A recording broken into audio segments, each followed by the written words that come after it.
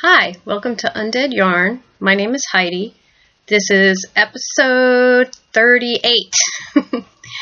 And you can find me on Ravelry and Plurk as Knitty Girl, and on Instagram and YouTube and Twitter as Knitty Girl 1. How are you guys doing? Took me a minute to get used to this because they didn't update and change the way the camera works on my computer. So anyway, let's get started. I have a couple of works in progress, and I actually have an FO this week. Yay! It's been a while. Or it feels like it anyway. Because I don't knit a lot of small things, but I may be changing that up in the future. I kind of would like to have some things that don't take weeks and weeks to finish. The first thing I'm going to talk about is my Mirabelle, and that is by Stephanie Pelkman, and she is Woolzauber on Ravelry. And let's make sure, yeah, this is the right side. This is the Neon Shire I've been knitting with the Mirabelle, and you can tell I have not woven in any ends. The colors are not showing up quite right here. Yeah, I need a better system. That's actually closer to what the colors look like. The green is a lot brighter, but that's more about what the brownish gold looks like. And I just have a few more inches, probably about 5 more inches to go before it will be done. And then I can sew it together and wear it around. It's going to go around my body. So that's one work in progress, and it's gotten so big that I had to take it out of my Fat Squirrel bag and put it in my Erin Lane bag. And I love this bag. It's so big that when I go to the yarn shop to bring them new yarn, I usually fill this up. It's pretty big. It's like to me, it seems like a sweater bag. I don't remember what size bag it was, but I do remember that her bags are very reasonable and they're well made. And it's another one that it's nice because she puts her tag. Where is her tag? I saw her tag in here. Oh, it's on the front, not on the inside, but she's got her name on it, so you'll always remember whose bag it is. So that is my first work in progress. Hopefully that'll be finished next time. And my second work in progress is actually something I'm knitting for a friend, and she does not watch the podcast. She's not a knitter, so I feel safe in showing you this. I am working on a baby bib for her, and it is called Tell Them of Us Baby Bib by Melanie Smith. And I got this out of Piecework magazine, so actually it's named different on my project page. When I looked it up, I guess this was part of a collection that she did, so you won't find Tell Them of Us Baby Bib if you look it up. But if you want to find it, you can look under Melanie Smith. And I think it's probably one of the first baby bibs that shows up. If I was going to do this again, I would probably, well, you can see the texture. But it's hard to see the texture on this, and it's really pretty in the on the pattern because she knit it in single color. But this is it's a bunch of repeats, and then I'm going to break off for the sides and to make the bib. And I'm using some yarn I found in my stash. Yes, believe it or not, I actually went through my stash and found yarn and did not buy yarn, which was good because I have plenty of cotton and cotton mixes that I have not used. This is DMC Senso, and it's funny, you can see it says it's for crochet. You know, there's a lot of thread that says crochet thread, but you can knit with it too. You just have to figure out what the size is. This, to me, was about DK fingering, and that's not what they call it. There's probably a number on here. Anyway, this is in the Harlequin colorway, and I'm going to need 2 balls of this because it only has 28 grams per ball, so I'll need 2 balls of this. And I'm using my size 3 Addy Turbo Rockets, or Addy Rocket needles, and I like them. I did also try the Addy Rockets for socks, but the reason I didn't like them is because Addy has a different sizing system than we usually use in the US, and I think I bought what I thought was a US one, and it wasn't a US one. It was a 1.5, and we don't really have 1.5, and so my socks turned out bigger than normal, and they didn't fit as snugly, so I won't use that again probably for socks. Plus, I really enjoy Chigus. You guys know that's my new thing. So, but anyway, I do like the size 3s. These are nice. I think if you just make sure when you buy Addies that it's actually the American size that you're looking for, you'll be fine. They are good needles, and I do like them, and the joint is no problem. This is a fixed one. I'm kind of leaning towards buying fixed needles now and steering away from the connecting needles, because I do a lot of projects where I have to slide along, and it seems like the connectors either, and it doesn't matter what brand it is, they either come apart, especially if you have to use a connector to make a longer cable. They either come apart or they get snagged on the join, and I don't have that problem with the fixed needles, so I'm kind of leaning towards buying and sticking more with fixed needles at this point. Anyway, that was an off topic I wasn't planning to mention. But I did want to mention that Stephanie Pelkman has put out a new pattern. Now, I'm not sure if she's going to put right up this pattern. I hope she will. It's really cute. I'm not an advanced crocheter, but somebody like Marlicia from Penhook and Needles might really enjoy looking at some of her patterns. She has a couple of crochet patterns for sweaters, and they're great. One of them looks simple. One of them does not look simple. The new one she put out, I'm kind of hoping she's going to put it out as a pattern. But Marlicia, you might want to check some of her patterns out. I think she's German, but she also puts out the patterns in English. And she's posted a couple of them in our, the little corner thread where you can post your finished objects or things that you're working on. She's posted 2 sweaters in there, and I like both of them. So if you're a crocheter and you're looking for sweaters, she might be a good person to check out. I do have an FO, and it's in just a little purse that I have. I have a lot of these little things. If I see a little purse that I think might be good for a project, I will get it. This I actually bought it so I could use it as a purse, or not as a purse, as a project bag. Anyway, I have my Fiber Nymph Dyeworks socks left, and this is in her Bounce Base, which is 80% superwash merino and 20% nylon, and it's in the Merriam Bright colorway. And I finished my socks. These are just my standard go-to socks. If you want to base it on a pattern, I would suggest looking at Laura Linneman's Afterthought heel sock, because that's basically what I do. I do the Afterthought heel that she does, the one where you actually put in the yarn.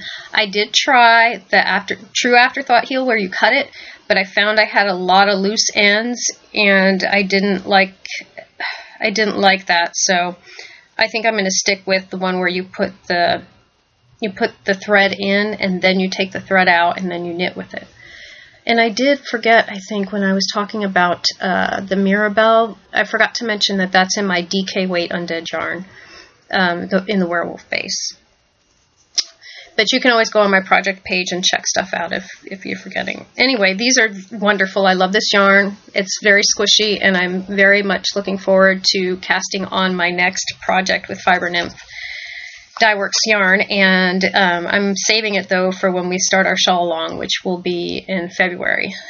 Starting February 1st, I'll put a link up, and you need to be a member of the group to win prizes, and you also need to start your project by February 1st or later.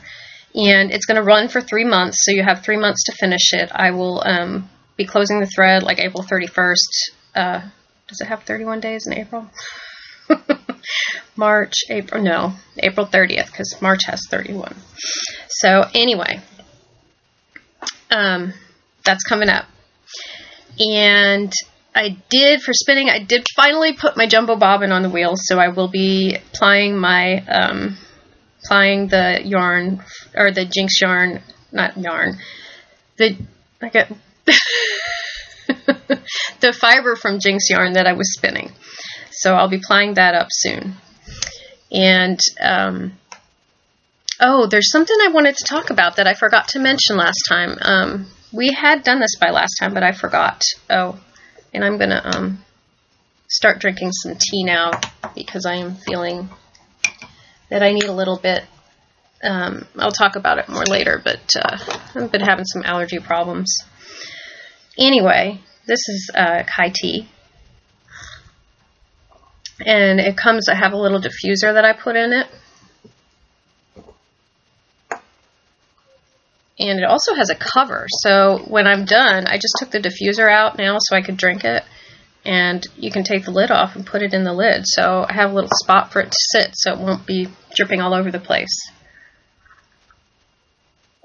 Okay, so anyway, we did buy a sewing machine. My husband has always wanted to learn how to sew.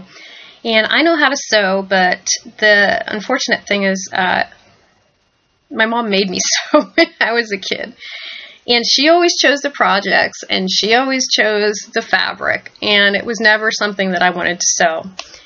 And sewing also can be more frustrating than knitting, because if you make a mistake on sewing, you have to take a seam ripper and rip it out. And if you rip it out wrong, you can make holes and just ruin the whole fabric and ruin the whole garment.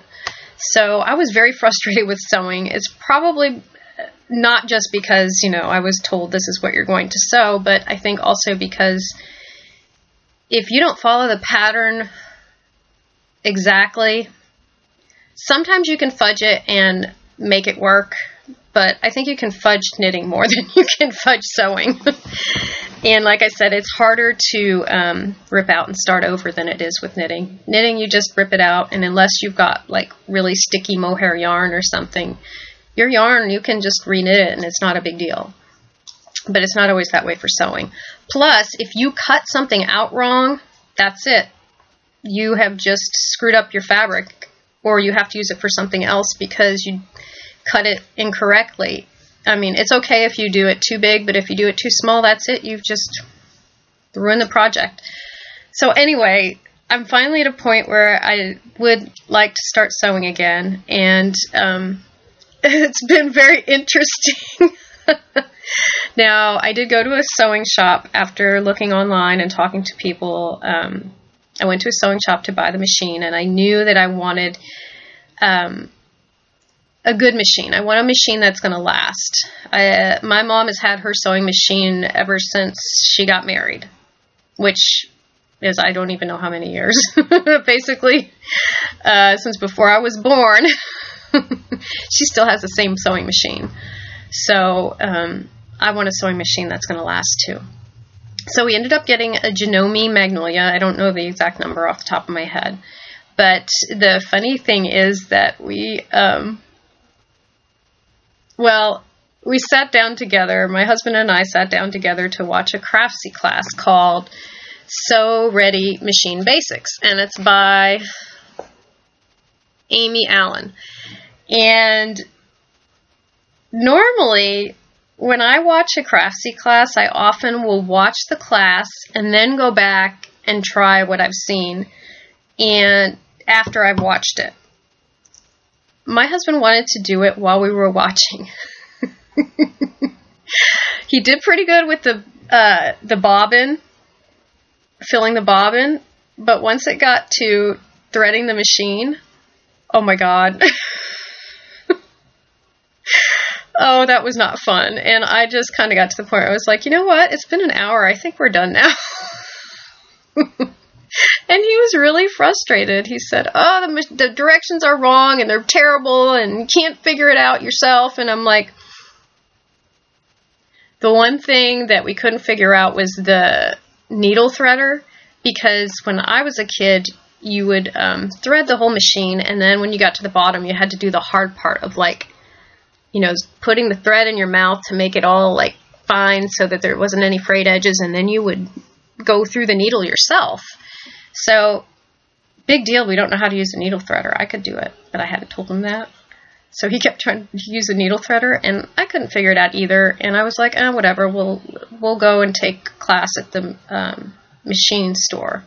And the nice thing is they are going to give us lessons. We just haven't had time to sit down and schedule one. So I told him, don't worry about it. We'll just, take the lesson. He's like, but that's terrible. You couldn't even do it. And I'm like, well, if I couldn't do the threader and I needed to use the machine right away, I know all I have to do is put it through the needle.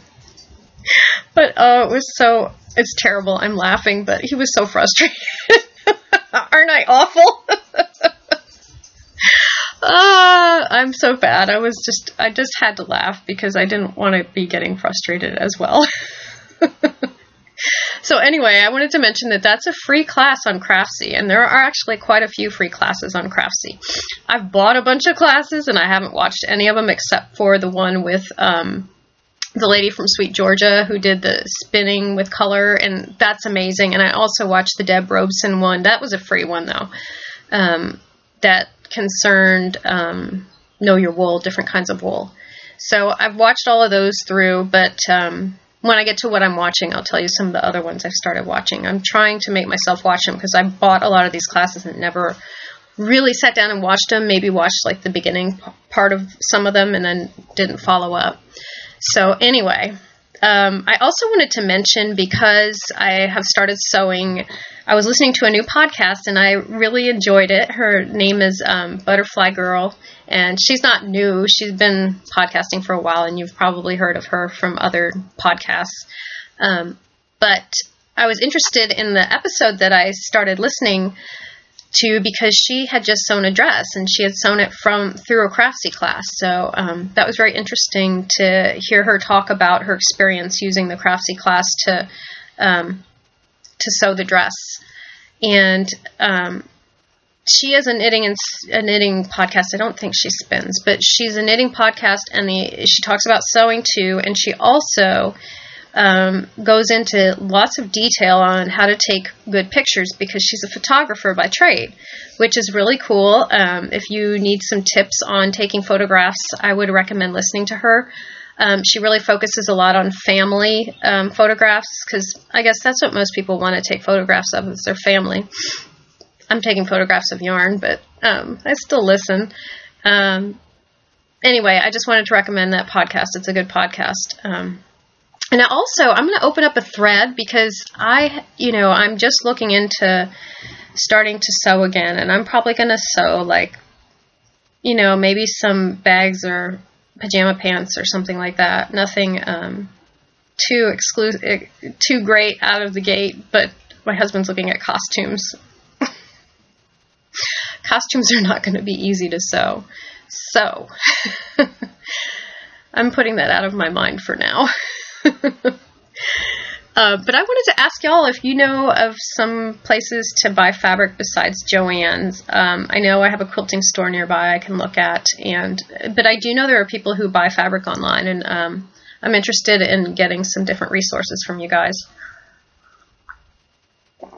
So I'll probably open up a thread in that, and maybe we could do chatting about sewing in that thread. I probably won't talk about sewing all that much on the podcast, but I might a little bit. We'll see. We'll see what kind of interest that gets. It's going to be a while before I actually sew anything because I do want to learn my machine and probably work with, I have some fat quarters I'll probably work with before I go out and start buying fabric. Anyway, this is a knitting podcast, right? I also wanted to mention that I went to knitting group last week, and this is where the tea comes in. 2 weeks ago, I was I felt sick. We get cedar here in Austin, and I don't know if I've told y'all before, but I have severe allergy problems. That's the thing I always suffer from. Luckily, I don't really get sick, but when they're really bad, I feel sick. So, oh my God, it was awful 2 weeks ago, and everybody's like, oh, the weather's so beautiful. I'm like, no, it's gotta rain. Get rid of this crap. But anyway, my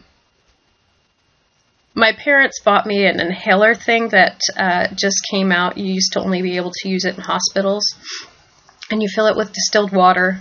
And it's basically a mask you put over your face. And I was doing that 2 or 3 times every day last weekend.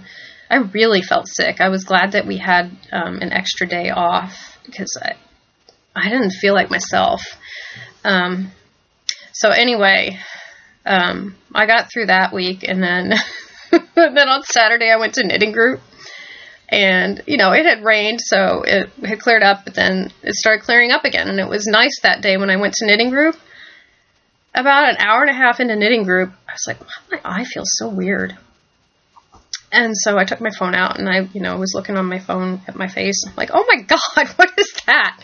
It was like this big poof ball under my eye, and it was all itchy. So I had to leave knitting group early. It had to be because of cedar. I don't know why else that would happen. And I don't normally get anything with my eyes. I've had it happen maybe one other time a couple of months ago when, I don't remember what was out. Maybe it was, I don't remember. But that rarely happens to me, and that wasn't fun. So anyway, right now, cedar's in the medium count, so I'm doing a little better. Not great, you know, I still wake up yucky in the morning, but anyway, that's why I have tea. Y'all don't need to know all the details, because that's gross. Anyway. The other thing I did do is we went to see Selma, and I would recommend it if you don't know much about the civil rights movement. I mean, we learn about it in school, but I don't think, it may be different now, but I feel like there's a lot of things we didn't learn in school. And to me, Selma from the movie, it seems like that was a really big turning point, and I don't remember learning about it in school. Maybe I did, but I don't remember. The acting was really good, so if you are interested, I would go check it out. I would recommend the movie. It was very good. My next thing is enabling. And I don't understand all these people who are going on yarn diets. I just don't. When I've gone on a yarn diet, I can do it, but the minute the diet's over, I'm like, oh, buy all the things! So for me, I'm not going to go on a yarn diet. Plus, as a dyer, I don't want to hear people are going on a yarn diet. But I'm just trying to be more mindful of what I buy. I am collecting bags. I didn't used to have many knitting bags, but I do kind of now. And I bought one from Silver Shed Studio through Leading Fiber Arts, because I have not seen this one. I think she makes this one exclusively for Leading Fiber Arts, but it's got a raven on it, and it makes me think of Poe.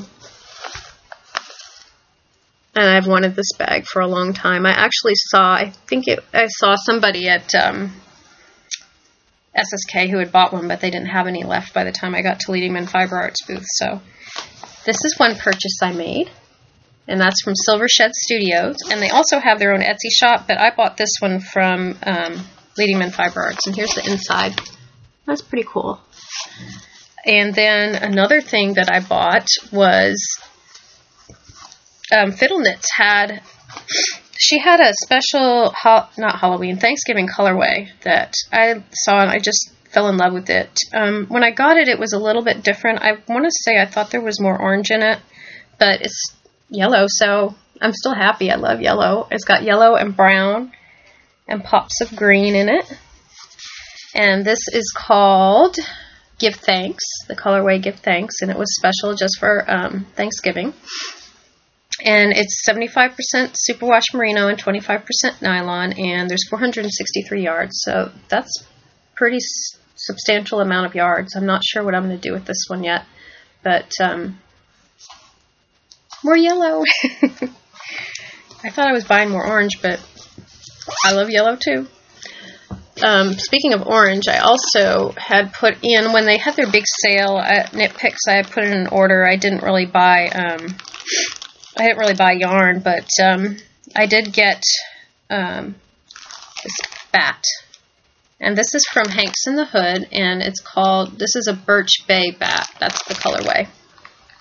And Hanks in the Hood has similar bats to Loop, you know, the ones everybody buys, but they're also fairly well known.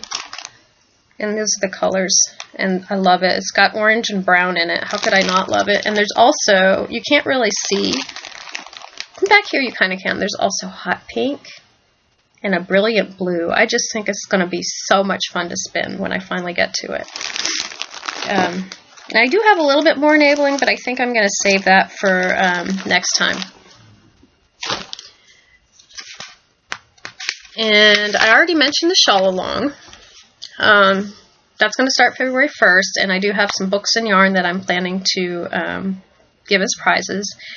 And I want to let you know, I haven't had anybody ever contact me, but I am open. If you have, if you're an indie dyer, or if you sell bags or anything like that, if you would want to donate something for me to give away, I would be very happy to do that. So if you're interested in that, just PM me and let me know. I'm Knitty Girl on Ravelry. I'm going to move into what I've been watching, which may surprise some of you guys because it's not all horror. The first thing I've been watching that, I'm so in love with, and I haven't actually read this book, but I'm very tempted to now. It's Bleak House, and that's by Charles Dickens. He's the one who wrote it, and this is a BBC version of Bleak House that I've been watching on Netflix. And the reason I started watching it is because I noticed it's going to be gone by February 15th, and I really like Charles Dickens. When I was in school, I think the only thing I remember reading is Great Expectations, and that was actually one of my favorite books for quite a while. There are some other of his books that I've tried to listen to, and I couldn't do it, like Tale of Two Cities. I didn't really like it. Maybe I should go back and try it again. I was listening to that through Craftlit. But Craftlit also did Bleak House, but it's on a subscription basis, and I'm not sure if she sells like little sections of the subscription or if you have to buy a subscription, because there are books in the subscription that I'm not interested in, so I'm not sure how that works, but I might look into it.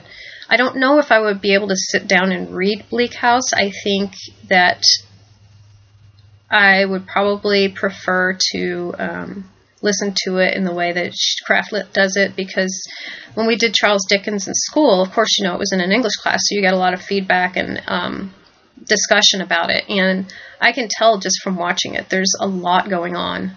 And I would kind of like to hear about the background and everything. So anyway, I'm also watching some Craftsy classes, and one of them is the Short Rows class with Carol Feller, and that's also a free class on Craftsy. I'm watching this because I tend to avoid short rows when there's a wrap and turn. And I know that it's not supposed to be difficult. I mean, tons of people do it. And I do a lot of short rows, but I've always done the ones where you don't have to wrap and turn, where it's like knit two together or purl two together to do the turn. I did one pattern with wrap and turn.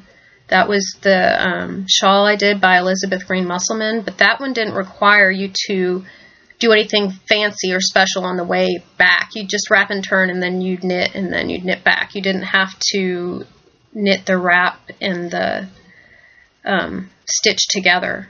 So I'm watching this so I can see the other techniques, and I've just watched the first part, but apparently she goes through quite a few techniques, and I think she also shows you how to do it in different parts of a sweater or different parts of a garment. So I think it's going to be very helpful for me. If you want more info on short rows, I would recommend checking it out. The other thing that I've been watching is Amazing Crochet Textures by Drew Borski, and the reason I'm doing that is because I have done some intermediate crocheting, but I've never done a lot of cabling or anything like that. And he goes into post stitches and cabling stitches, and he shows you exactly how to do them. And he does it through, you get a block each lesson. It's supposed to, at the end, I guess, make a blanket. And I'm thinking about doing that eventually, but right now I'm watching it because I want to learn about these different techniques. So that's another free one. I'm really surprised at how many free ones there are. I do own quite a few that are not free. But like I said, the only one I've watched all the way through right now is is the Spinning with Color one by the lady from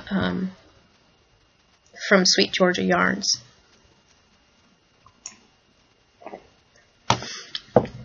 Okay, and I do have some other things I watched, but I have not really followed up on them very much. We watched the first, first show in Blacklist, and that seemed really interesting. I think Anthony, my husband, and I are actually watching that one together. I think we'll probably continue watching that. And I watched the first episode of Continuum. It was good, but it kind of reminds me of Alias. And we started watching Alias, and we watched maybe 5 episodes, and it's okay, but it wasn't one of those ones where you're like, oh my god, I want to know what happens next. So I'm not sure if I'm going to continue with it, but it was interesting. And I did see one really good scary movie on Netflix. It's called Mercy. And it has the boy who's in The Walking Dead. I don't remember his name, but he's the one that is the sheriff's son on The Walking Dead, and he's in this movie, and it's really good. It's got to do with 2 teenagers who kind of fall in love, and then they get drawn up in this scary thing that's going on in the boy's house. There's a lot of different things going on during the story, so it's not just a scary story. Like, they actually develop the characters. They have backgrounds and things are going on in their own lives, but I would recommend it. The acting was good, and I really enjoyed it. What I'm reading is I finished Dead and Gone by Charlene Harris, and the reason I still enjoy reading her books is because her books take a different turn than True Blood did. True Blood kind of went off on their own and made their own story after the first or second season. But, so I'm still enjoying reading them, and they always make me laugh, and I feel like I'm going back home to revisit these characters and see what they're doing. So I really enjoyed that. I don't want to give any spoilers, but it does have Quinn, who is, has Quinn and Jason and Amelia and who else is still there? I think Tara's still around too. And Tara is a different person, a very different person in the books than she is on the TV show. But it has all your characters in it, and that's another fun one. And I just started reading Sword of Shannara by Terry Brooks. I told you guys I was finally going to do it, and I did. I started reading it. I'm about 2 chapters in, and so far it reminds me of The Hobbit because it's basically a mage going to pick up kind of an innocent, you know how not Frodo, Bilbo doesn't really know anything about the world outside of the Shire. Well, the person that the magician in this one is picking up also doesn't really know anything outside of his own world. So, to me, so far, that reminded me of The Hobbit. And I'm also still listening to Herland on Craftlit, and that's by Charlotte Perkins Gilman. And it's taken an interesting twist at this point. I don't want to give anything away, but wow, this is a different book, and it's very interesting that it was written so long ago. It's surprising to think that women were able to think this outside of the box back at a time where we didn't have a lot of rights. Very good read. And I already, like I said, I'm not going to mention that again. I've already mentioned that. I do have a 300 member giveaway I forgot to do last time. Sorry, guys. And I did the random number generator, and I got number 23, who is KT Jane 82, and she is from Oxfordshire in the United Kingdom. Please PM me and let me know which skein of yarn you would like from my shop. The only thing that I think I would like to give you something that's already in the shop, because that would be easier. So let me know. Go ahead and take a look at the shop and let me know which colorway you'd like. and give me a PM on Ravelry and let me know. And I do have, I wanted to also mention the way that you can win. Every time we reach a milestone, we did 100, I think I did 150, and then 200, and then 300. When we reach 400, I will pull again for a winner of the skein of my yarn. And the way that you can win that is to go introduce yourself in the introduction thread. We had a couple of new people in the last couple of weeks. Thank you guys. Hello to all you newbies. But that's how you can win a skein of my yarn. And I don't do like some of the podcasters where they say they're going to cut off at 300 and now it'll only be 300 until 400. No, I pull from the whole group each time. So you have a chance to win as long as you are a member of the group and introduce yourself. And I do have one new colorway I wanted to show you guys. I don't have a name for it yet. I have a couple ideas in my head, but I don't have a name for it yet. I have not, unfortunately, been able to dye up the colorway that I was talking about last time. You know, the one that has those what do you call those? Not single stripes, but skinny stripes. I haven't done that yet. And I'm hoping I will be able to get to it, but I'm finding, seems like I'm always busy with something. I need somebody to come clean my house so I can dye my yarn. Oh, this is not showing. Yeah, this is kind of not showing because the red is a lot darker than that. It's hard to do this. This is a lot darker. This is this purple, that's about what it looks like. And the pink is blown out too, which is a shame. That looks a little bit better. This is a fuchsia, and this is a purple. It's like a lilac purple, and then red. And these three colors, it's going to be a stripe of pink, a stripe of purple, a stripe of red, and then a stripe of purple. And then it'll, you know, go back this way. It'll stripe of purple, a stripe of pink, and then purple. So purple is in between each stripe.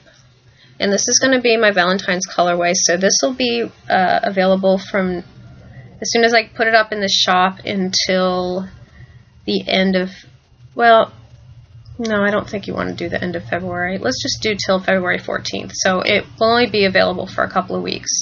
And then next year I'll have it available earlier like I do right now. I also have the Leprechaun colorway available, and that I'm going to have available until, what did I say? I think I said until March 1st. I'll have that one available. So go check those out. This will be up soon. I haven't put it up yet. I want to reskein it. I haven't had a chance to reskein it yet. I will put this up, and I'll probably put pre-orders just like I did for the Leprechaun. So if you're interested in either one of those, go and take a look at the shop. And I look forward to talking to you guys soon. I'm going to put up some new threads, and the crochet along, knit along, weave along. You can do whatever you want. Do whatever you want in order to be in the shawl along. And also don't forget, there's always that thread that's open for my yarns. If you knit something, knit or crochet or weave something out of my yarn, you can put it into the Undead Yarn FO thread that's in the Ravelry group, and people who do that are eligible to win a $7 or less pattern, and everyone who enters a finished object in that thread will get a 25% off coupon good for my shop. So I'm looking forward to hearing from you guys, and I will talk to you later. And with that, get busy knitting or get busy dyeing. Bye.